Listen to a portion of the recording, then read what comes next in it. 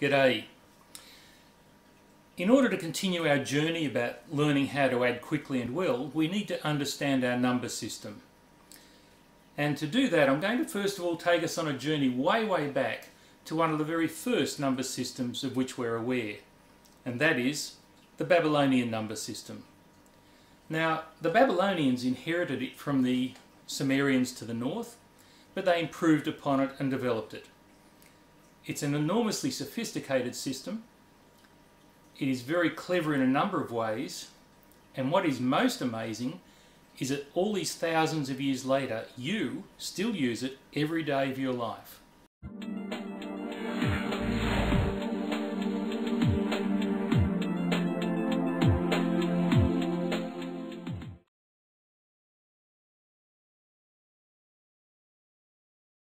Now all you need is a small piece of clay about the size of a golf ball or a table tennis ball, and to squash it out into a small disc.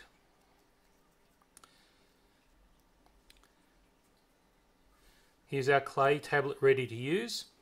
A small stylus. I've just cut mine from a piece of dowel, but in the old days I believe they used to use reeds, and then they used to cut timber much this shape. They used to draw lines, so I'll just draw some lines here quite a distance apart. They used to be write a lot smaller, of course. And believe it or not, for all the sophistication of their number system, they used just two symbols. One of them was this one. Just poke a small mark into the clay. That would be the number 3, and they kept going. 4, 5, 6, 7, 8, 9. Easy. The next symbol they used was one like this, which represented 10, and they could make 30, 40, 50. The number I have represented there is in fact 59. If they wanted to represent the number 23, they do 1, 2, and 1, 2, 3. So basically, it's a very simple system. But here's where things got complicated. Instead of having a symbol for 1 and a symbol for 10 and another symbol for 50 and another symbol for 100 and another symbol for 500 and another symbol for 1,000, much like the Egyptians and the Romans did after them, what they did was they continued using these symbols, but they carried them over to a new position. They used to count up to 59 in the first position. When they moved over to the second one, if they put a mark here, it was no longer worth 1. It was actually worth 60. So they counted from 1 up to 59, and then the next mark over here would be worth 60. So this number would be 60 plus 59, which in our numbers would be 119. If they moved over yet another column, the third column over would be 60 lots of these. Now in our number system, 60 times 60 is 3,600. So they got some very large numbers this way. Just putting 2 marks here will be 2 lots of 3,600 or 7,200. And this was their basic numeral system. Now the problem is they had no zero, not for some time at least. So if they put a mark like that, no one knew whether it was worth 1 or 60 or 3,600 unless the story or the text around it explained that, or perhaps the position on the tablet might give the game away. It was actually about 311 BC, shortly after the death of Alexander the Great, that they invented the zero position. But this is what we call a place value system.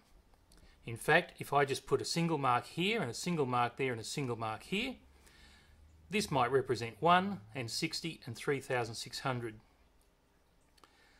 A very effective system, and it's the system that we use today. Only of course we don't count up to 59, we count from 1 up to 9, and then move to the next column because the next column is worth 10. So we don't go quite as far as the Babylonians did. Now, no one knows why they chose 60 as a base. There are plenty of people who have their suspicions, and because the Babylonians actually used fractions as well, the suspicion is that they did it because so many numbers divide into 60. So if you imagine here is a 1, and this is worth 60 over this way, if you headed the other way, the columns will be worth 1/60th, 1/60th of a 60th, or 1/3600th, and the fractions got smaller going the other way. So they use position value for the fractions as well, much as we use our decimal number system. So we might, for example, have a 7, this is not working out very well, followed by a 6, and then a point, and then a 1/4. The 7 means that I have 7 tens, the 6 is the units. We use a decimal point to keep track of which columns we're talking about, and the 1 would represent 1 in the tenths column, and the 4 would represent 4 in the hundredths column. Well, the Babylonians did that, but they just did it with 60s. Now, we call this a sexagesimal counting system, and adding took place like this. Babylonians used to have tablets to refer to help them, but let's imagine, I'll just draw a couple of lines here, this is getting a little bit scrappy. Let's imagine I had 10, let's make it 20, 2, and I wanted to add another 10 and 2 more, 3 more. They could add the 2 and the 3, 1, 2, 3, 4, 5, and the 3 tens would be, 1, 2, 3, and you can see we have the number here, 35. But they had tables to help them carry over columns and so on, much as we need to have tables which we memorise. We memorise things like 7 plus 4 makes 11, and 8 plus 7 makes 15, and so on, to make our adding simpler as well. And that's why I introduced you to that spreadsheet during the last video, which will help you learn those tables extremely well. Now, I'm going to take you a little bit further than this and explain why you use this system today. Well, the Babylonian Empire collapsed, and it was replaced by the Persian and the Macedonian and the Roman empires, and they absorbed much of the mathematics and science that the Babylonians had to offer. Now, many years later, one of the key figures, in around 150 AD, approximately, was a gentleman called Ptolemy. Now, Ptolemy was of Greek parentage, but lived in Egypt, as many Greeks did then. Cleopatra was a Greek. But Ptolemy wrote a marvellous piece of work called the Almagest, which is really a treatise on astronomy and movement and motion, the science of the time.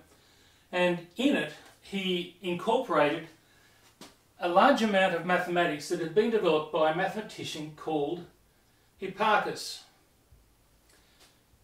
And the kind of mathematics that Hipparchus worked on was trigonometry, the study of angles.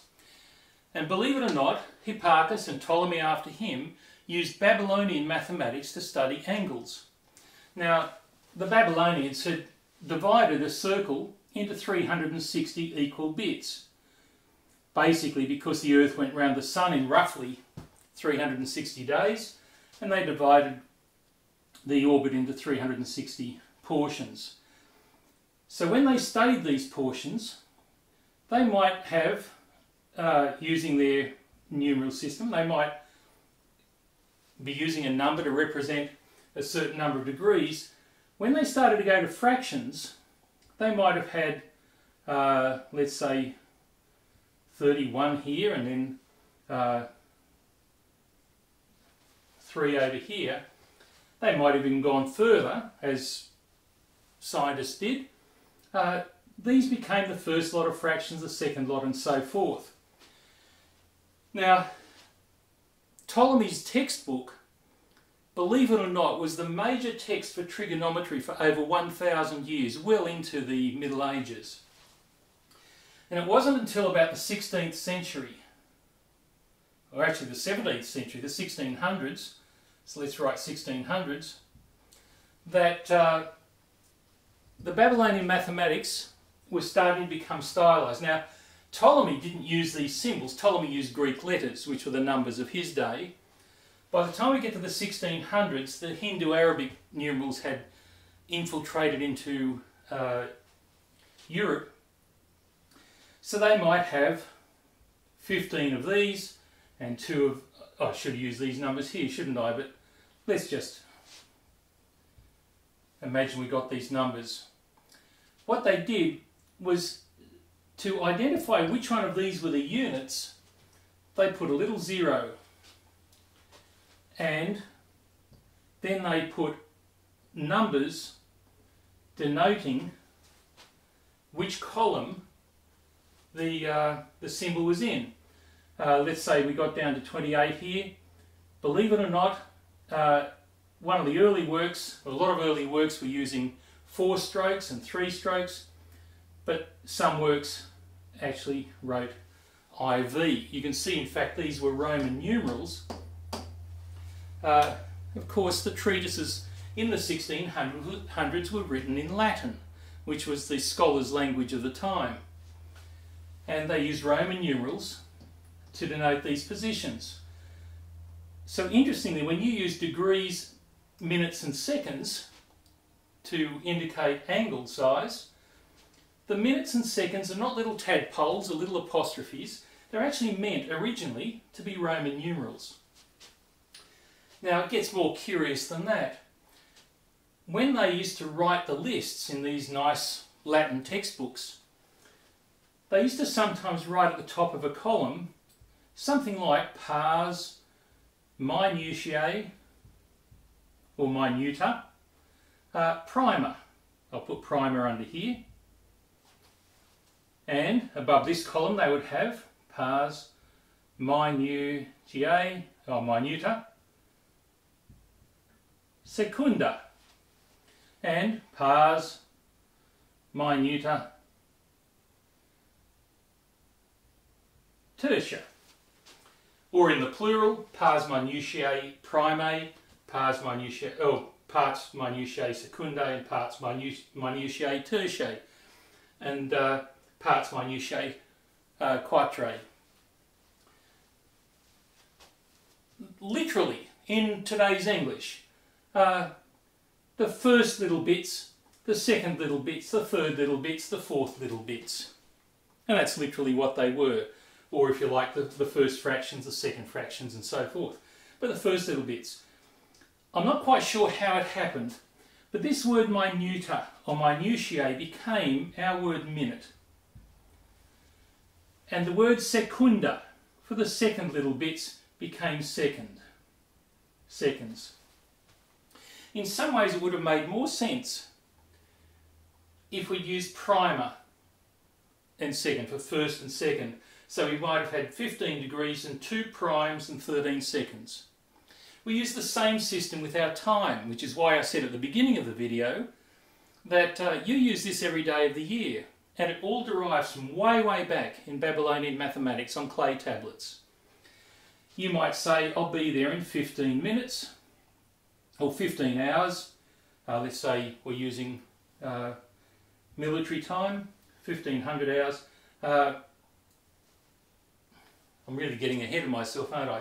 Let's just say 5 hours, 5 o'clock, 31 minutes and 2 seconds.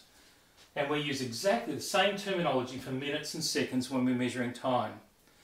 And all this came from the Babylonians, and it was really established as a system in the 1600s when the scholars were using works by Ptolemy and others and calculating using this numeral system invented by the Babylonians, but writing it in Latin. So there you go. I hope you're a little bit surprised. I think it's a marvellous tale. I'm going to clear this off and then explain briefly why it's relevant to us in terms of our adding. But this was just a lovely little sideline to indicate something about our time and our angle measurement. So we have the Babylonians to thank for our positional number system. Instead of writing like the Romans might have, 268, we have just 10 symbols. That's our 8 instead of this. If we put a 6 in the next column, it means exactly the same as that, and if we put a 2, that means exactly the same. Just the same as the Babylonians had positions for their units, their 60s and their 3600s, we have our units, our tens, and our hundreds. I probably should write the symbol 10. And the next column will be our thousands column. We can see we even represent it with a 1 with 0 showing there are 4 columns following. Let's put a number there. So this will be 1268. So when we're adding 321 and 465, for example, we do what the Babylonians did. We add up whatever's in the units column, and once we have a bundle that we can put into the next column, we put it there. Now the Babylonians waited till they got to 60, but we just get to 10. So 8 plus 1 is 9, and 9 and 5 is 14.